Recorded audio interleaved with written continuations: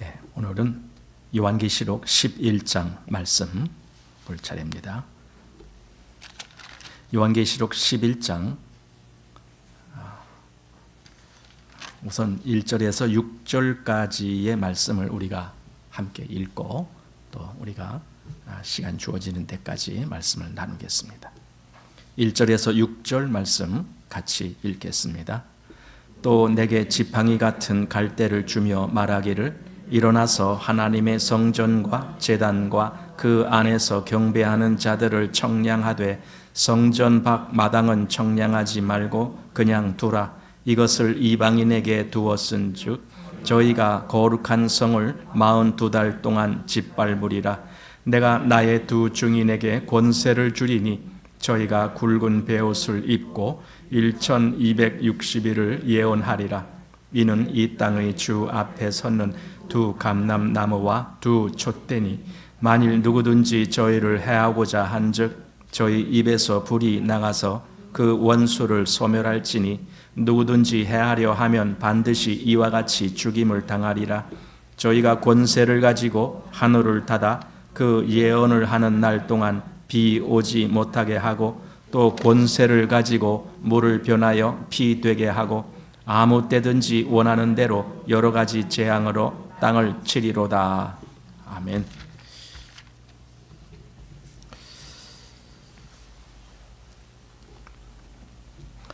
오늘 이제 보게 될 11장 말씀에는 우리가 아는 많은 이단자들이 자기가 여기에 나오는 이 사람이다라고 주장하는 그런 어떤 사람을 지칭하는 그런 단어들이 나옵니다. 자기가 여기에 해당하는 자라고 그렇게 주장하죠. 그게 누구냐면 여기에 나오는 두 증인 또는 두 감람나무 또는 두 촛대, 이단자들이 가끔 그런 걸 자기가 그 사람이다라고 그렇게 주장하는 것을 우리가 봅니다.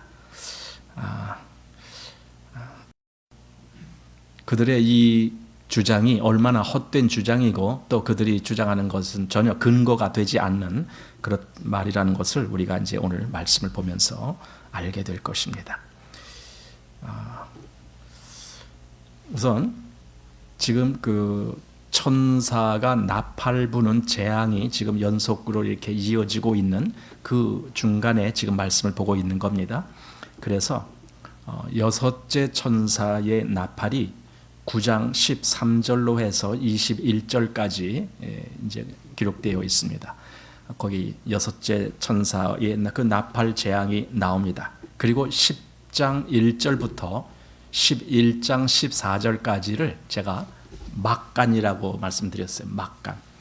그러니까 여섯 번째 천사의 그 나팔과 일곱 번째 천사의 나팔 그 사이에 뭔가 조금 더 이렇게 설명해 주시려고 그 사이에 이런 말씀을 추가했다라는 겁니다. 그러니까 이것은 재앙을 얘기한 것이 아니고 뭔가 더 집중적으로 이렇게 추가해서 말씀을 우리에게 해주는 것이다. 그래서 이것을 제가 막간이다 이렇게 말씀드렸습니다.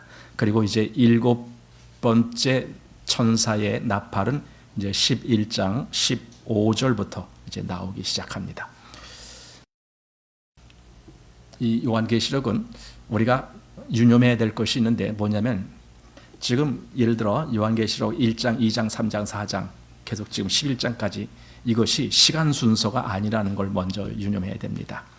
세 번에 걸쳐 7번의 재앙이 반복됩니다. 즉 7인의 재앙, 7 나팔의 재앙, 그리고 7 대접의 재앙 이렇게 세 번에 걸치는데 7인의 재앙이 끝나고 그 다음에 7 나팔의 재앙이 이어서 나오고 그것이 끝나면 7 대접의 재앙이 이렇게 나오는 게 아닙니다. 사실은 7인이 처음부터 끝까지가 다 끝난 거예요. 원래 끝난 거예요. 그래서 그 다음 7 나팔을 이야기할 때는 끝난 다음에 7 나팔의 재앙이 나온 것이 아니라 7인 그 속에 나팔 재앙이 들어가는 거예요. 그리고 또 7 나팔이 쭉 해서 7째 나팔이 불러질 때 거기에 또 그 안에 7 대접의 재앙이 포함되어 있는 거예요. 그러니까 끝은 항상 똑같아요. 7인의 재앙의 끝이나 7 나팔의 재앙의 끝이나 또 7 대접의 재앙의 끝이 이 끝은 다 똑같아요. 그래서 이미 우리가 일곱 번째 인인데 일곱 번째 인은 이 일곱 나팔의 재앙을 품고 있으니까 그것이 그 앞에 나왔어요. 여섯 번째 인을 뗄 때에 이미 그 끝에 주어질 그 재앙이 거기서 다 나왔어요. 그리고 이제 오늘도 보겠지만은 일곱 번째 나팔이 불려질 때 그때 또 이 온 세상의 끝 어떻게 될 거냐, 이제 이런 부분들이 거기 다 나올 겁니다. 오늘 뭐 거기까지 보지는 못하겠지만 이렇게 이게 시간이 중첩되는구나. 그런데 재앙의 그 모습이 달라요. 인의 재앙과 나팔의 재앙과 대접의 재앙이 달라요. 그럼 그 다른 것은 무슨 이유냐? 이 보는 각도입니다.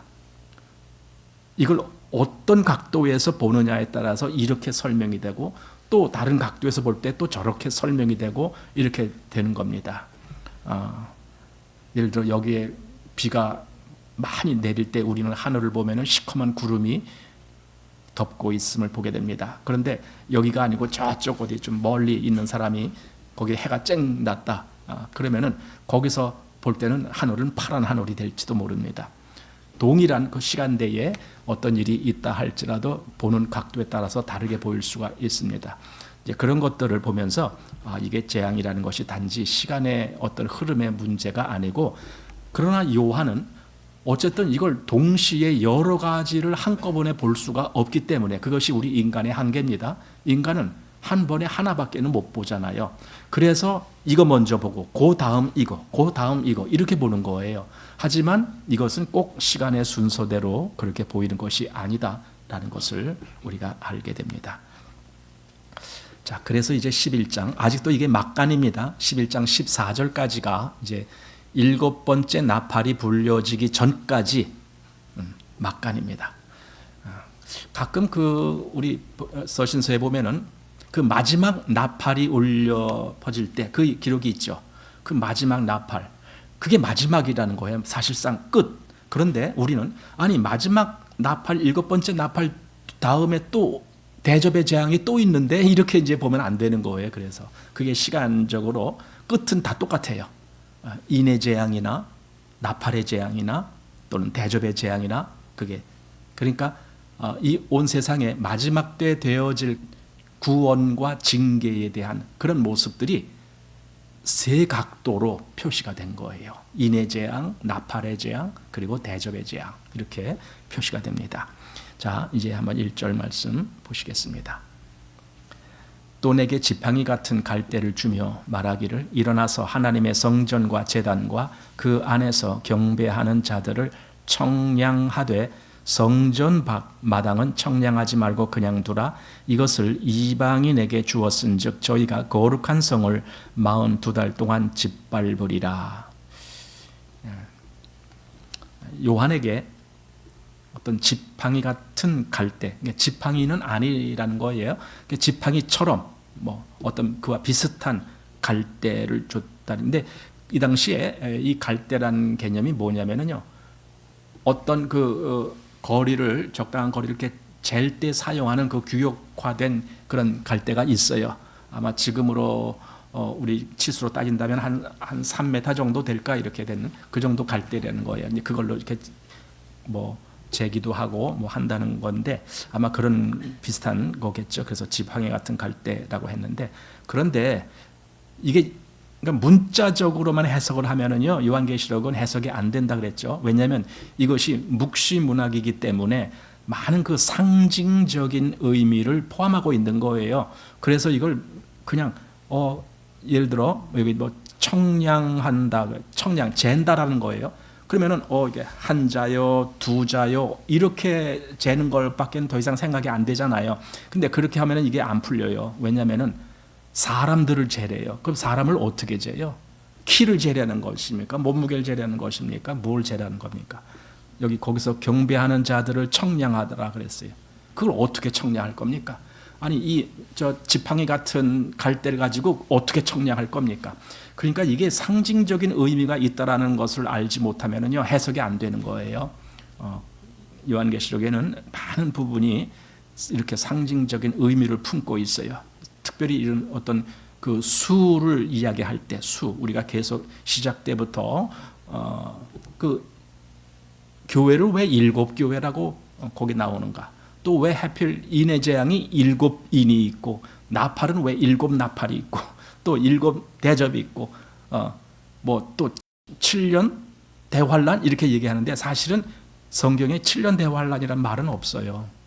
우리가 그동안 많은 해석을 그렇게 해왔기 때문에 그냥 자연스럽게 7년 대환란 이렇게 얘기하는 거거든요.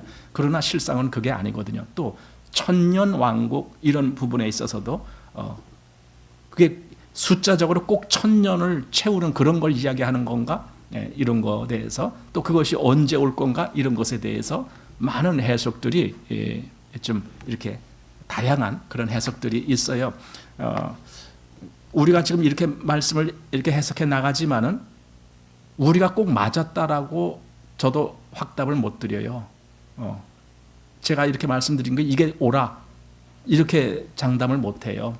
하지만 가장 옳은 쪽이 무엇일까를 고민하면서 이제 우리는 말씀을 헤아려 나가는 거죠. 그렇더라도 분명히 잘못된 부분이 있을 거다라고 저는 생각이 해져요. 하지만 그래도 우리에게 보여주신 것대로 우리가 이렇게 보기를 원하는 거죠. 자, 지팡이 같은 갈대를 주면서 무엇을 청량하라고 하느냐 하면은 하나님의 성전과 제단과 그 안에서 경배하는 자들을 청량하되 이렇게 되어 있습니다. 그 성전 밖은 청량하지 말고. 그럼 이게 뭘 얘기하는 걸까? 한마디로 그 성전 안에서 거기서 제단과 그리고 하나님께 경배하는 자들을 그들을 청량해라. 근데 밖에는 그건 이방인에게 주었다라고 여기 돼 있는데 그들은 청량하지 말라. 그러면은 여기서 우리가 무엇을 생각해야 되냐면은 지금 하나님은 이 성전 안에 이 성전 안이라는 개념도 우리가 잘 생각해 봐야 돼요. 자꾸만 구약의 성전만을 생각하면 안 돼요. 왜냐면은 요한계시록에서 나중에 궁극적으로 성전 그걸 뭘 얘기를 하느냐면은 교회를 얘기하는 거예요. 예루살렘 성전 교회를 얘기하는 거예요. 하나님의 성전, 우리 고린도전서 3장 또 6장 그리고 고린도후서 6장 여기에 보면은 너희가 하나님의 성전이다 이렇게 얘기를 하잖아요. 너희가 그러니까 그 안에 그 영역에 있는 사람들과 그리고 그 밖 성전 밖이라는 것이 그 밖을 얘기하는 거잖아요. 한마디로 쉽게 표현하면은 교회 밖 그런 얘기예요. 그런데 이 안에 있는 이 사람들을 청량하라는 거예요. 저 밖은 청량할 필요 없다. 한마디로 저 밖은 그냥 내버린 거다. 근데 이 안에 있는 자들은 청량하라. 청량하라는 것은 길이를 재라가 아니라 그들을 특별히 관리하라 그 뜻이에요. 하나님의 눈에 이 성전 안에서 거기서 하나님을 경배하는 자들은 특별 관리 대상이에요. 구별 짓는다 그 뜻입니다. 이것이 이렇게 보이지 아니하면은 여기서 성전을 재는 것은 아무 의미가 없어요. 그냥 뭐 성전 크기를 재라는 건가 이거 의미가 없어요. 그러니까 성전이라는 개념은 당연히 우리는 신약 성경 서신서 여러 곳에서 그것이 교회 즉 하나님의 성도들이다라는 것을 알고 있죠. 그런데 여기 또 뭐가 나오냐면 제단. 왜 하필 제단이라는 거 이게 성전을 나오고 제단을 이야기하니까 이 제단이 원래 구약 성막에는 제단이 둘이 있잖아요. 번제단이 있고 그 다음에 그 앞에 그 분향하는 그 단 그것도 제단이거든요.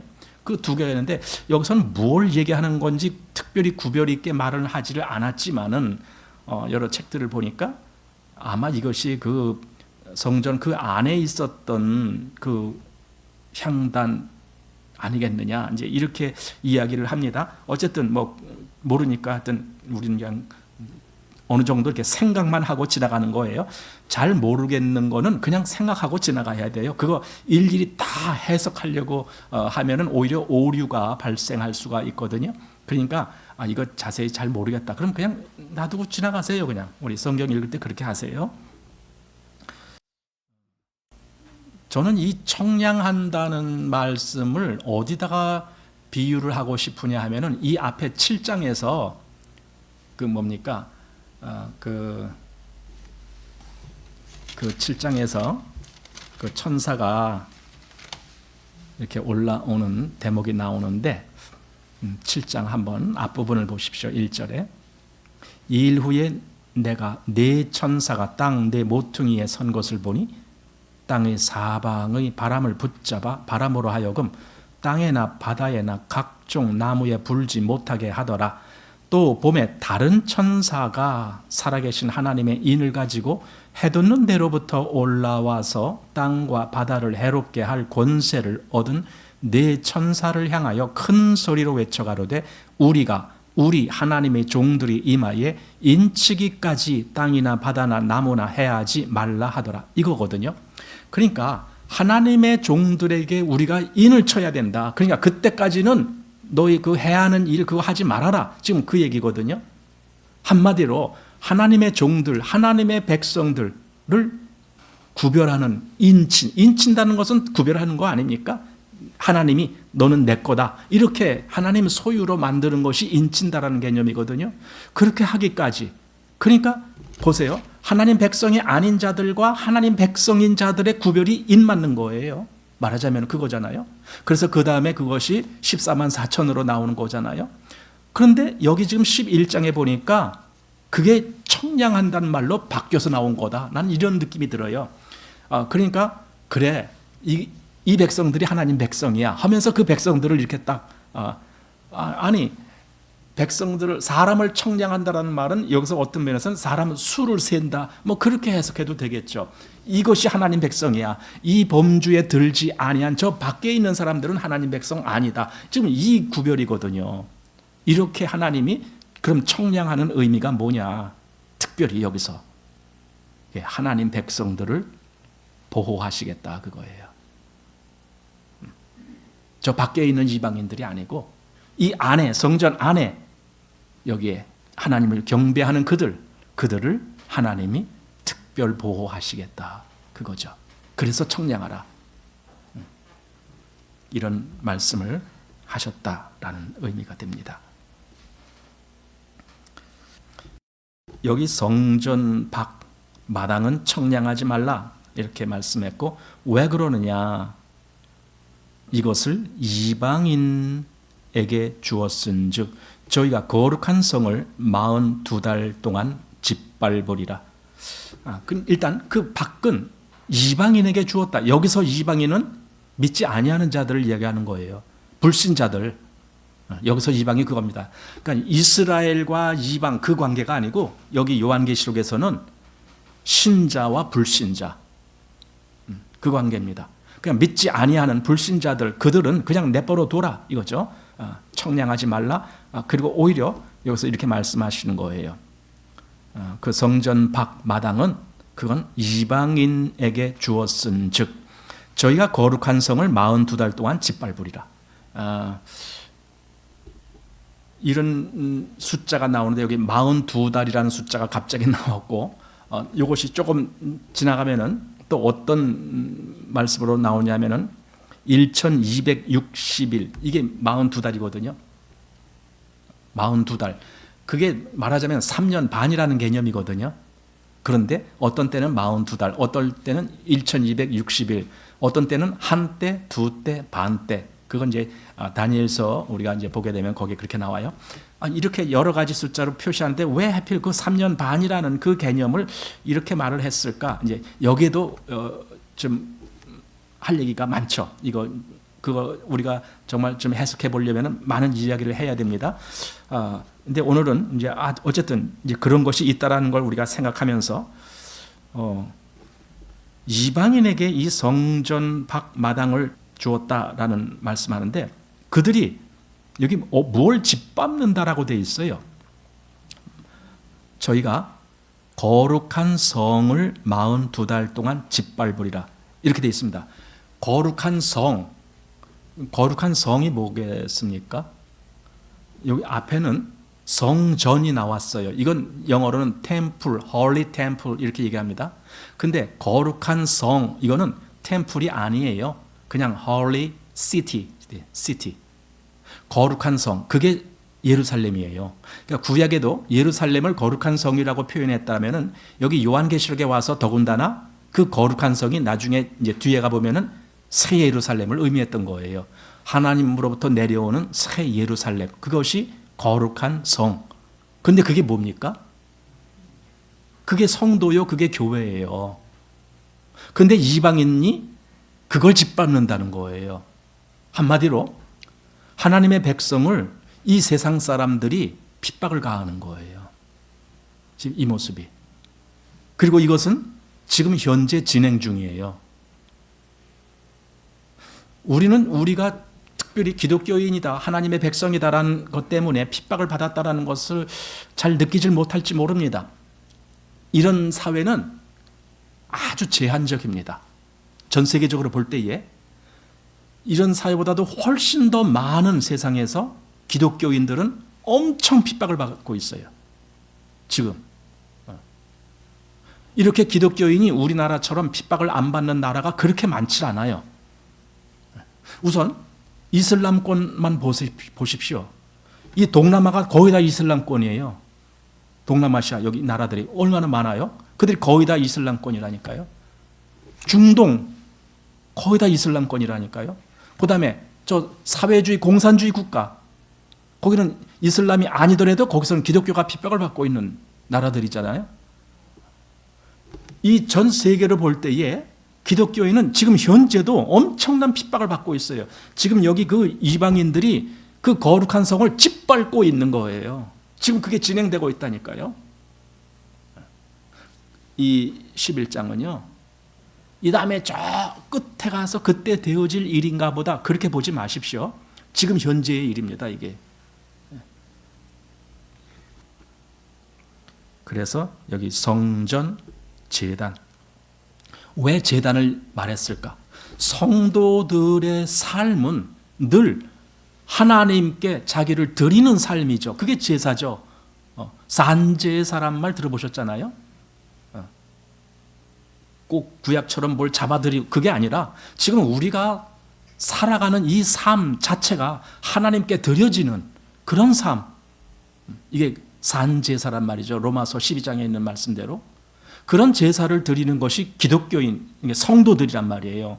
그러니까 성도들은 그래서 성도들 앞에 그 제단이 있는 거예요.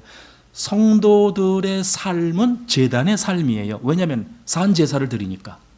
그래서 성전 당연히 그건 교회를 의미했던 것이고, 그리고 제단, 그 당연히 그것은 성도들을 이야기하는 것이고, 그리고 그 다음에 더더군다나 그 안에서 경배하는 자들, 그러니까 그 성전 안에서 경배하는 자들, 당연히 그들이 성도들을 의미하는 거죠. 그러니까 이 세 구별은 특별히 구별 안 해도 될 정도로 이것은 하나님의 성도들을 지금 구별짓는 것이다. 그들을 청량하라라는 거예요. 그들을. 그러니까 여기 성전, 제단, 그래도 그게 하나님의 사람들을 이야기한 거예요. 물건들이 아닙니다. 성전이라는 물건, 제단이라는 물건, 그거 청량이 아닙니다. 하나님의 사람들, 믿음의 사람들, 그들을 청량하라. 지금 이렇게 한 거예요. 왜 그렇게 요한에게 그 명령이 주어졌는가 이거예요. 하나님은 그들을 특별하게 보고 계시니까. 앞에서 아까 말씀드린 대로 인쳤을 때에 왜 인칩니까? 그들은 내 백성이다 라고 하나님이 선포하시는 것처럼 여기서도 하나님은 당신의 백성을 청량해서 특별한 관리를 하겠다. 이거거든요. 그렇지만 성전 바깥 마당은 이건 이방인들에게 주어졌고 그들은 42개월 동안, 즉 3년 반 동안, 3년이라는 반 동안이라는 것이 햇수로 3년 반을 의미하는 것이 아닙니다. 어떤 일정한 어떤 기간을 의미하는 겁니다. 이제 그것은 나중에 또 자세하게 제가, 왜냐하면 이 뒤에 계속 나올 때가 있기 때문에 자세히 설명드리겠습니다. 그들이 이 거룩한 성, 즉 교회를 짓밟는다, 이제 핍박한다, 지금 그런 말입니다. 그래서 이방인이 성도들을, 여기서 이방인은 불신자를 얘기하는 겁니다. 그리고 그들이 신자를, 또 그들이 교회를 핍박하고 박해하고 이제 이런 일이 있을 것을 이야기합니다. 그런데 그 기간이 정해진 기간입니다. 42달 동안. 42달. 뭔가 이 전체, 그러니까 지금 하나님이 계획하시는 것 중에 그 전체를 이야기할 때는 그게 7년이에요. 7년. 7이라는 숫자의 의미가 뭔가가 완성된 숫자라고 말씀드렸잖아요. 그 7년의 계획 중에 뭔가 그 어느 반의 어느 기간, 그 정도의 기간, 이 7년이 어느 정도의 기간이냐 했을 때 그거의 반, 그러니까 햇수로 7년의 반이니까 3년 반이다, 그렇게 해석하지 말고 하나님이 정한 어떤 이 온전한 기간이 있는데 거기서 반을 그렇게 핍박한다. 그러면은 실제적으로 그들이 핍박하는 기간이 어디서부터 어디까지냐라는 거예요. 교회를 핍박하는 것은 주님이 부활하셔서 교회가 생겨나서부터 그때부터 시작해서 마지막 때까지, 교회가 다 하나님 앞에 나아갈 때까지, 그때까지 교회는 계속 핍박을 받는 거예요. 그러면은 쉽게 말해서 여기 42달이라는 개념은 주님의 그 부활부터 시작해서 주님의 재림까지의 그 기간 전체를 이렇게 얘기했던 것이다. 이제 이렇게 얘기하더라고요. 그러니까 이 숫자 개념을 지금 우리가 헤아리는 그 숫자로만 생각하면 안 되고 여기에 어떤 상징적인 의미가 있는지를 그걸 헤아릴 수 있어야 돼요. 그래야 이 전체가 해석이 됩니다. 그래서 이렇게 핍박받는 교회지만 그러나 하나님은 관리하신다. 그래서 궁극적으로 교회는 승리하게 돼 있어요. 하나님이 특별 관리하기 때문에 지금은 이렇게 핍박을 받고 교회가 패하는 것 같은 그런 느낌이 들지 모르지만은 궁극적으로는 교회는 승리하게 되어 있습니다. 그 승리하는 대목이 그 뒤에 두 증인의 모습에서 나오는 겁니다. 근데 이제 또 어떤 사람은 아주 새롭게 해석하는 것도 내가 봤습니다. 어떤 책을 보니까 여기서 성전 또 제단 그리고 경배하는 자들, 즉 한마디로 성전 그 영역에 속한 이 개념은 신자의 내면을 이야기하는 것이다. 그리고 여기 그 성전 밖, 그거는 신자의 외면을 얘기하는 것이다. 그러니까 내면은 늘 하나님과 교제하고 하나님을 만나고 이런 그런 영역인데 우리 외면은 세상과 접하고 있다.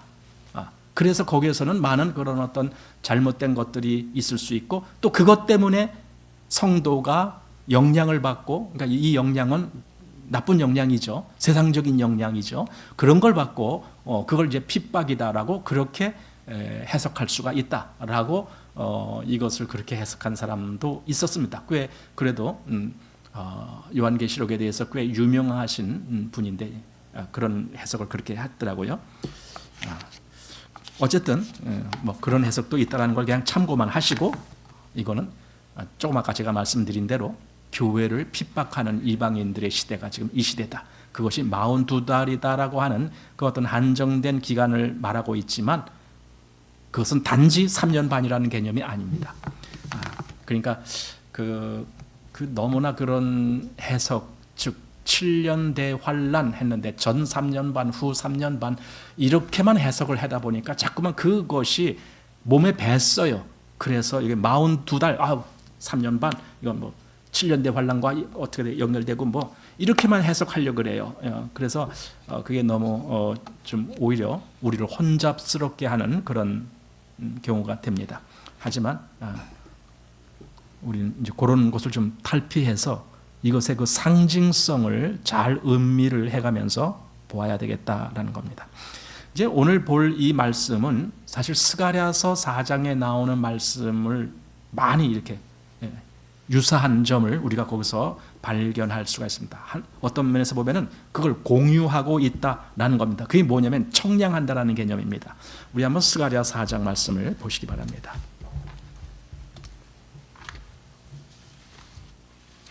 자, 스가랴 4장. 이제 여기 스룹바벨이 나오는 대목이 나옵니다. 제 9절부터 한번 보겠습니다. 4장 9절입니다. 스룹바벨의 손이 이 전에 지대를 놓았은즉 그 손이 또한 그것을 마치리라 하셨나니 만군의 여호와께서 나를 너희에게 보내신 줄 내가 알리라 하셨느니라. 여기서도 구약에도요, 그 스룹바벨을 통해서 뭐 성전이 그 지대가 놓여지고 성전이 초라하지만 그것이 세워지고, 그런데 하나님은 그걸 굉장히 중요하게 다루셨잖아요. 성전 짓는 것을. 근데 그걸 왜 그때 그렇게 중요하게 다루느냐 했을 때에 하나님의 계획 속에는 비록 스룹바벨을 통해서 성전이 지어지고 있지만 궁극적으로 나중에 예수 그리스도로 말미암아 이 땅에 세워지는 교회를 생각하고 계셨던 거예요. 그래서 여기 성전을 하나님은 중요하게 다루신 것입니다. 자, 그리고 10절 말씀 보십시오. 작은 일의 날이라고 멸시하는 자가 누구냐? 예, 이거예요. 그러니까 그 성전 짓는 그거 작은 일이 아니다. 왜? 하나님 편에서 보면은요, 그건 이 땅에서 제일 큰 일이에요. 성전을 완성하는 것. 그게 바로 교회의 완성이죠. 자, 그래서 작은 일의 날이라고 멸시하는 자가 누구냐? 이 일곱은 온 세상에 두루 행하는 여호와의 눈이라 다림줄이 스룹바벨의 손에 있음을 보고 기뻐하리라. 여기서는 다림줄이라고 말씀했어요. 아까 요한계시록에는 그 청량하는 지팡이 같은 갈대, 그죠? 한마디로 자예요. 그게 좀 큰 자를 얘기하는 건데 여기서는 다림줄. 다림줄은요, 건물을 지을 때 이 건물이 똑바로 세워졌는지 그런 것을 체크하기 위한 일종의 기구거든요. 이게 잘 됐냐 잘못됐느냐 이걸 검사하는 거, 그게 다림줄이란 말이죠. 그래서 다림줄이 스룹바벨의 손에 있음을 보고 기뻐하리라. 그러면서 그 다음 보십시오. 11절. 내가 그에게 물어 가로되 등대 좌우에 두 감람나무는 무슨 뜻이니까? 이제 여기 잘 보셔야 돼요. 왜냐하면 이따 요한계시록에 그게 나오니까. 두 감람나무는 무슨 뜻이니까 하고 다시 그에게 물어 가로되 금 기름을 흘러내리는 두 금관 옆에 있는 이 감람나무 두 가지는 무슨 뜻이니까? 감람나무는 기름 짜는 나무예요. 한마디로 거기서 감람유가 나오잖아요.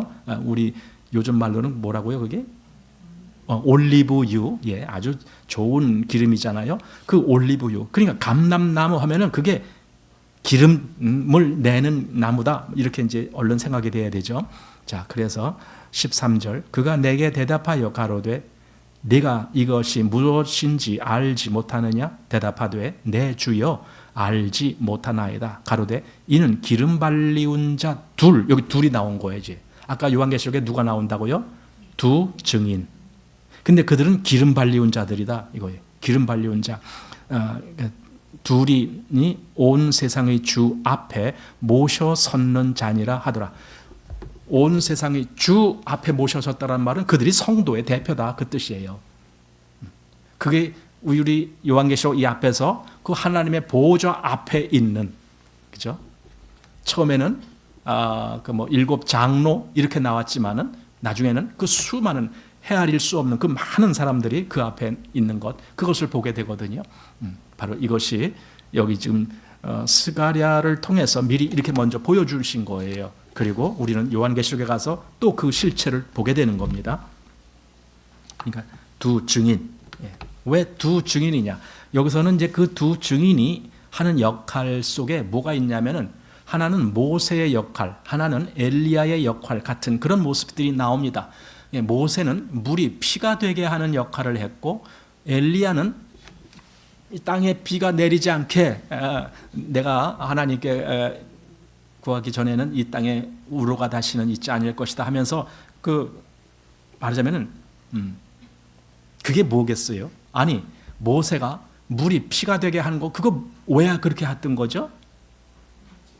바로 앞에서 한 거잖아요. 바로 즉 여기서 바로라고 말한다면 그게 여기서 이방을 얘기하는 거예요. 그들을 대적하기 위해서. 엘리야도 그 믿지 아니하는 아합 왕 시대 때의 그 엘리야, 그 아합 왕의 왕부터 시작해서 백성이 다 하나님보다는 우상들을 섬기는 그런 일을 할 때 그들을 대적하기 위해서 엘리야가 비가 내리지 않게 그렇게 했다라는 그 개념인데 그 동일한 역할을 하는 그 증인이 지금 나타난다. 지금 그 뜻입니다. 왜 두 증인이냐 했을 때 신명기 17장 6절 말씀에 보면은 그 증언하는 증언이 유효하려면 최소한 2명 이상이야 된다. 그거죠. 어떤 뭔가를 증거하는 사람이 혼자 한 사람이 증거하면 그 증거는 효력이 없어요. 효력이 있으려면 최소한 2명 이상이라야 돼요. 그래서 증인 이야기가 나올 때는 최소한 여기 2명이 나와야 되는 거예요. 두 증인 이렇게 나오는 겁니다. 그런데 그 증인들이 이제 어떤 역할을 하는지 우리 다니엘서 한번 조금 더 보고 여기 본문을 또 봐야 되겠습니다. 다니엘 7장 말씀을 보시기 바랍니다.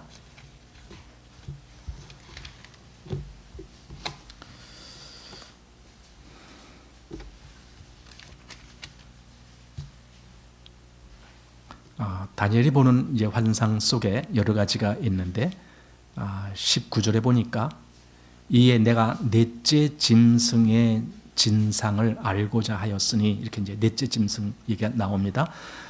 그래서 20절 보십시오. 또 그것의 머리에는 10뿔이 있고 그 외에 또 다른 뿔이 나옴에 3뿔이 그 앞에 빠졌으며 그 뿔에는 눈도 있고 큰 말하는 입도 있고 그 모양이 동류보다 강하여 보인 것이라. 내가 본즉 이 뿔이 성도들로 더불어 싸워 이기었더니 이렇게 되어 있습니다. 그 뿔이 그냥 세상의 어떤 세력 이걸로만 끝난 것이 아니라 성도들과 싸우는 거예요. 성도들을 한마디로 핍박하는 거예요. 그리고 그들이 이겼다니까. 성도들과 싸워 이겼더니 옛적부터 항상 계신 자가 와서 지극히 높으신 자의 성도를 위하여 신원하셨고 때가 이름에 성도가 나라를 얻었더라. 이 모습이 오늘 요한계시록에 그대로 나오는 거예요. 지금 이제 조금 이따 뒤에 보면은 무저갱에서 나오는 짐승 얘기가 나와요.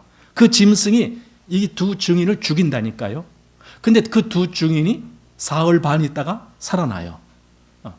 지금 조금 아까 본 그 다니엘에서도 성도가 지는 거예요, 처음에는. 그런데 나중에 다시 이기는 그 역사가 나타난 거예요. 지금 여기 요한계시록 11장에 그 모습을 그대로 지금 나타내고 있습니다. 그러니까 다니엘이 본 환상은 미리 이후에 되어질 어떤 일을 미리 본 거예요. 그리고 그것이 지금 이 시점에서 이루어지고 있는 거예요. 그 다니엘 9장에 보면은요, 70일에 대한 내용이 나와요. 그 70일에도 우리가 여러 가지로 이렇게 해석을 하는 것을 많이 보아왔습니다. 그런데 중요한 것은 왜 우선 말 자체가 이래라는 말이 이래, 왜 이래라는 말로 뭔가를 지금 나누고 있느냐? 이래가 7년을 얘기하는 거잖아요. 그러니까 하나님의 역사에는 이 7년이라는 개념의 역사가 있다라는 거예요. 즉 어떤 것을 하나님이 완성시키는 그 충분한 시간이 7년이다라는 거예요. 그러니까 꼭 횟수로 몇 년이다 그 개념이 아니에요. 하나님이 이것을 완성시키는 그것이 이래다. 한 이래, 두 이래. 그러니까 이 한 이래가 아까 말했지만은 7년이라는 개념이 그게 횟수로의 7년이 아니고 하나님이 뭔가를 역사하시는 그 7년이에요. 즉 이래란 말이죠. 그런데 이 마지막 때에 예수님의 부활부터 시작해서 재림 때까지가 그걸 이래라고 봐요. 이렇게 보더라고요.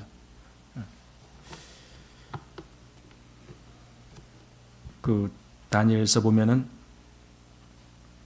42달 동안 제사와 예물을 금지하는 그런 역사가 나오거든요.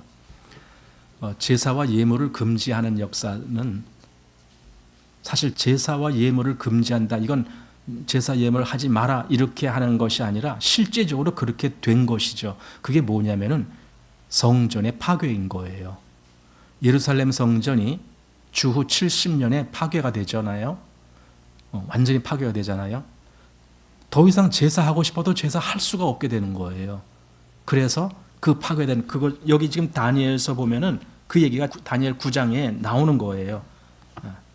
기름 부음 받은 자가 끊어지고 이건 예수님이 죽으실 것을 이야기한 거고 그리고 성전 파괴돼서 제사와 예물을 금지할 것이다. 이제 그게 말하자면은 42달 동안 그렇게 한다라고 했는데 실상은 지금 이 시간이 그렇게 돼가고 있는 것이다.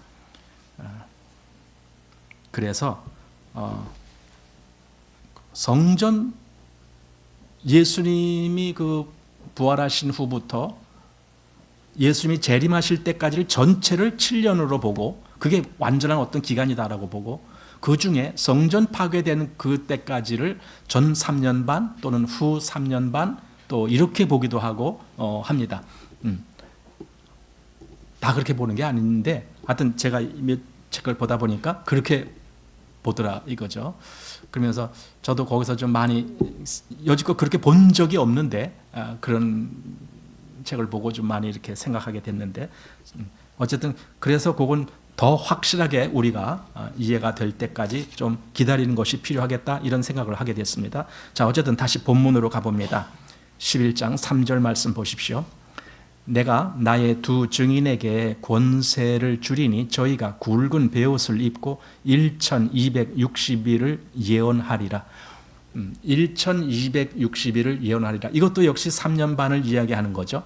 횟수로 따진다면 날짜가 그렇다는 거죠. 근데 누가 여기 나오냐면 나의 두 증인에게 권세를 주리니 저희가 굵은 베옷을 입고 왜 그들은 또 베옷을 입었는가? 그리고 두 증인이 뭘 하는가? 여기 보니까 예언한다라는 말이 되어 있습니다. 성경에 예언한단 말, 특별히 여기 좀 이따 또 나옵니다. 이 예언한단 말은요, 메시지를 전한다는 거예요. 하나님의 메시지를 전한다. 하나님의 말씀을 전한다. 복음을 전한다. 그 얘기예요. 여기 예언이라는 개념이. 그럼 그 일을 누가 하느냐? 여기 어떤 두 증인이라는 그 증인이 나와서 갑자기 그 일을 하는 것이 아니라 지금 이 땅에 있는 교회가 그 일을 하는 거예요. 하나님의 백성들이 하나님의 말씀을 전하는 사람들이에요. 그들이 곧 두 증인이라는 거예요. 왜 근데 두 증인이라고요? 증인은 둘 이상이라야 증거에 의미가 있기 때문에 그렇게 여기서 표현을 하는 거예요. 그 증거는 확실한 증거다. 그런 의미에서 성도들의 증거가 확실하다라는 개념을 그걸 더 부각시키려고 두 증인이다라는 말을 여기서 사용한 거고 그 두 증인을 하는 사람들이 누구냐? 그게 교회고 성도들이다라는 뜻이죠. 그들이 예언하는 거예요. 즉 하나님의 말씀을 전하는 거예요. 그것이 조금 있다가 뒤에 가보면은 두 감람나무와 두 촛대니 이렇게 됐던 거예요. 감람나무는 아까 말씀드렸듯이 이건 정말 기름이죠. 기름. 한마디로 성령의 역사다는 뜻이에요. 그리고 촛대라는 것은 그 기름으로 말미암아 빛을 발하는 것이 촛대인데 그 촛대의 역할은 예수님이 그런 말씀하신 적이 있어요. 너희는 세상의 빛이라. 물론 그것이 빛의 근원이다라는 말은 아닙니다. 그러나 빛을 발할 수 있는 그 위치에 우리를 넣어주셨다라는 뜻이 됩니다. 두 촛대. 왜 둘이냐? 그러니까 앞에서 두 증인이다라고 말했기 때문에 그걸 계속 이어받는 거예요. 그 두 증인, 그리고 두 감람나무, 그리고 두 촛대. 이렇게 이어받는 거예요. 그리고 그들이 전하는 여기 예언 했는데 예언. 그 메시지가 사실은 두 가지예요. 하나는 우리가 쉽게 아는 구원받는 복음. 그러니까 메시지에 그 복음을 전해서 구원받게 하는 거 우리는 그 생각만 하잖아요. 근데 그게 아니에요. 또 다른 하나가 또 있어요. 그게 뭐냐면은 하나님의 심판이에요. 이 구원의 복음을 받지 아니하는 자에게 임할 심판, 그것도 같이 선포하는 거예요. 복음 전하는 사람들은 이 두 가지를 동시에 하는 거예요. 그래서 둘이 되는 거예요. 그러니까 두 증인이라는 개념 속에 그런 의미도 있다라는 겁니다. 이 뒤에 보면은 7절부터 보면은 두 증인의 그 증언 때문에 세상은 아주 격분을 해요. 그 어떤 사람들에게 하나님의 말씀을 들려주면 아주 화를 내는 사람들이 있죠. 세상은 격분을 한다니까요. 그래서 나중에는 그들을 자기들한테 증거하는 그들을 죽이는 거예요. 그게 두 증인의 죽음이에요. 물론 그 일은 누가 하느냐? 사단의 세력이 하는 거예요. 그 무적행에서 나온 그 짐승이라고 표현한 그 결국 사단의 세력이거든요. 그들이 이 증인을 죽이는 거예요. 그런데 사흘 반 있다가 그 증인이 살아나요. 이건 하나님이 그를 살리시고 불려가시는 거예요. 모든 그리스도인은 다 살아나요. 그리고 하나님께로 가요. 하나님이 그를 데려가셔요. 그게 어떤 두 사람에게만 해당되는 것이 아니라 모든 그리스도인들에게 반드시 오는 결과예요. 그래서 결론은 이 세상에서는 비록 그 핍박하는 그 손길에 의해서 실패하고 뭔가 좌절하고 뭔가 싸움에서 지는 것 같은 그런 느낌을 받지만 궁극적으로 그는 다시 살아나게 돼 있어요. 예수님이 죽으셨다가 다시 부활하신 것처럼 그 예수 그리스도를 믿는 자들도 똑같이 죽음이라는 것을 당한다 할지라도 똑같이 살아나는 거예요. 다시 살아나는 거예요. 물론 죽었다라는 개념이 꼭 순교의 개념이 아닙니다. 이 세상에서 그 복음으로 말미암아 예수 그리스도 때문에 핍박을 받게 되는 그 모든 영역에 있는 사람들은 사실은 죽음의 영역에 있는 거예요. 그들은 하나님이 다시 그들을 살리시는 날이 옵니다. 그래서 이렇게 두 증인 이야기가 나온 겁니다. 그리고 4절 말씀에 이는 이 땅의 주 앞에 섰는 두 감람나무와 두 촛대니, 자, 그리고 만일 누구든지 저희를 해하고자 한즉 저희 입에서 불이 나서 그 원수를 소멸할지니 누구든지 해하려 하면 반드시 이와 같이 죽임을 당하리라. 여기 좀 이상한 말이 나와요. 입에서 불이 나와서 그 원수를 소멸한다 이렇게 나왔습니다. 여러분, 여기 두 증인은 성도들을 이야기하는 건데 성도들의 입에서 불이 나온다. 이게 뭐겠습니까? 휘발유를 마셔갖고 휙 뿌리면서 불을 질른다는 소리입니까? 입에서 불이 나온다니. 이 앞에서 우리는 또 그런 것도 봤습니다. 그 주님이 나오는데 그 입에서 이한 검이 나온다. 이런 얘기가 나왔죠. 우리 일곱 교회 얘기할 때 이한 검이 나온다. 아주 예리한 검이 나온다. 근데 여기서는 그 입에서 불이 나와요. 도대체 이게 뭔가? 예레미야 한번 5장을 보시기 바랍니다.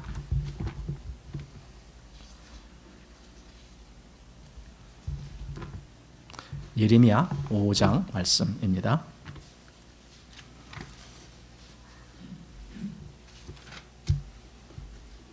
14절 말씀 보십시오. 예레미야 5장 14절입니다. 그러므로 만군의 하나님 여호와가 이같이 말하노라. 그들이 이 말을 하였은즉 볼지어다 내가 내 입에 있는 나의 말이 불이 되게 하고 이 백성으로 나무가 되게 하리니 그 불이 그들을 사르리라. 이거예요. 그러니까 지금 예레미야에게 이 백성들이 그렇게 완악한 그런 마음을 갖고 있는데 그래서 내가 네 입에 내 말이 불처럼 그들에게 그렇게 말하자면 나무를 사르는 것 같이 그렇게 역할이 되게 해주겠다 지금 그 얘기거든요. 다시 말해서 말씀으로 사람들이 얼마든지 불사름 당하는 것 같은, 그러니까 진짜 불에 태워진다 그 말이 아니라 이 말이 불이 된 것처럼 그 말씀을 받은 자인데 그 말씀을 거역하고 그 말씀을 받지 아니하는 자들에게는 심판이 이르는 거예요. 여러분, 심판은요 복음을 받지 않기 때문에 심판이 받는 거예요. 그렇게 본다라면은 이 말씀을 증거하는 자들의 책임은 참 큰 거예요. 왜? 불 같은 말을 내가 지금 하는 거니까. 이 말을 듣지 아니한 자들에게는 불이 되어서 그들을 살을 거니까. 이렇게 된단 말이죠. 즉 그들이 영원한 심판에 빠지는 거죠.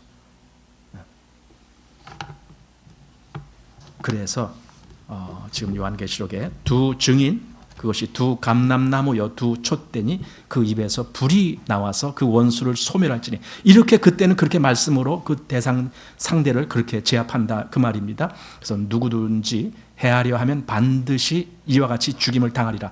그러니까 이런 말을 보고도 사람들이 그 아까 말한 처음에 이단자들은 여기서 그 두 감람나무가 그게 나야 이제 이렇게 얘기한단 말이죠. 왜? 요 뒤에 보니까 막 무시무시하게 그냥 불이 나와서 원수를 소멸하고 막 이러니까 자기가 마치 그런 능력이 있는 것처럼 그렇게 하고 싶어서 그렇게 자기가 이 사람이다라고 주장을 해요. 감람나무, 자기가 감람나무라는 거예요. 아니에요. 이게 성도예요. 성도들의 입에서 그 복음을 증거할 때에 그 복음에 의해서 구원받는 사람도 있지만 그것으로 인해서 심판을 받을 사람들도 있는 거예요. 왜? 복음을 받아들이지 아니하니까. 그 모습입니다. 그게 두 증인입니다. 자, 6절 말씀. 저희가 권세를 가지고 하늘을 닫아 그 예언을 하는 날 동안 비 오지 못하게 하고 또 권세를 가지고 물을 변하여 피 되게 하고 아무 때든지 원하는 대로 여러 가지 재앙으로 땅을 치리로다. 그러니까 그때 엘리야가 그 하나님을 거역한 사람들을 대적한 것 같이, 그리고 모세가 그 바로 왕의 세력들을 그렇게 대적한 것 같이, 그렇게 지금 하나님을 거역하고 하나님을 대적하는 그들을 향해서 하나님의 백성들은 이 하나님의 말씀을 가지고 그들을 그렇게 대우한다, 그거예요. 그러니 하나님의 백성이 말씀을 전한다는 것은 매우 이건 위험이 있는 문제예요. 거기 권세가 있는 문제입니다. 우리가 사소한 그런 말을 하는 것이 아닙니다. 그리스도인들이 하나님의 말씀을 전한다는 것은 매우 큰 권세가 거기에 따라가는 거예요. 그래서 피가 되고 또는 뭐 비가 내리지 않게 한다라는 그런, 여기까지는 승리하는 것 같이 보이는 거예요. 이 승리는 무력으로 싸워서 이기는 승리가 아니에요. 말씀으로 제압하는 거예요. 말씀을 선포함으로 해내서 하나님의 역사가 일어나게 하는 거예요. 그래서 그 말씀 때문에 구원받는 사람, 그 말씀 때문에 심판을 받을 사람 결정되지는 거예요. 내가 전한 복음을 누가 받느냐, 이것에 의해서 결정되지는 거예요. 그러니까 우리는 참 아주 중요한 책임을 지고 있는 거예요. 이 말 한마디에 사람들의 운명이 결정되는 거니까. 자, 여기까지는 이긴 것 같아요. 그러나 이제 7절 이하에 보면은 무적행에서 올라오는 짐승이 이 두 증인을 죽여요. 예, 세상에서 받는 그 핍박으로 겪는 겁니다. 이제 이 부분은 우리가 다음 주일 보겠습니다. 오늘은 6절까지 이렇게 보고 마치겠습니다.